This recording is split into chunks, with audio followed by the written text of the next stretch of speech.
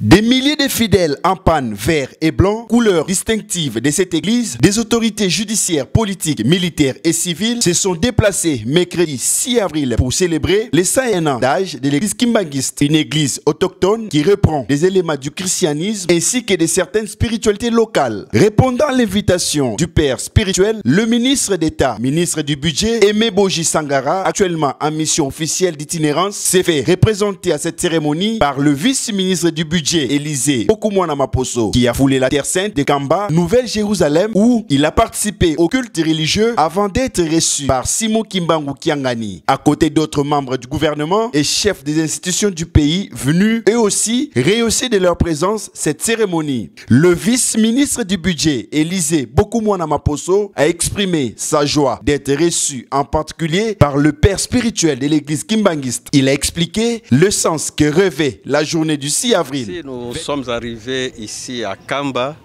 pour répondre à une invitation lancée par les pères spirituels de l'église Kimbangiste, l'église de nos ancêtres, et que je suis pour ici. La toute première fois, j'ai été au culte et il m'a reçu en particulier.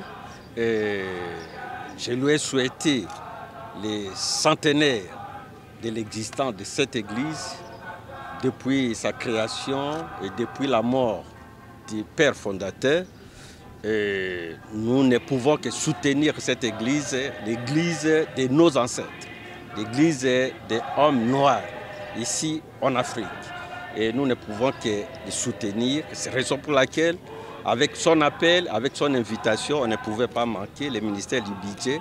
Au nom de mon titulaire, le ministre d'État, ministre du budget, nous avons reçu l'invitation. C'est comme ça que nous sommes venus soutenir cette église, notre église et l'église de nos ancêtres. Quant à l'unité nationale, le vice-ministre du budget, en tant que député national plusieurs fois élu, a prôné l'unité en République démocratique du Congo. Je suis d'abord député national plusieurs fois élu. Je suis à côté de mon frère qui est de cette terre du Congo central, qui est député lui aussi.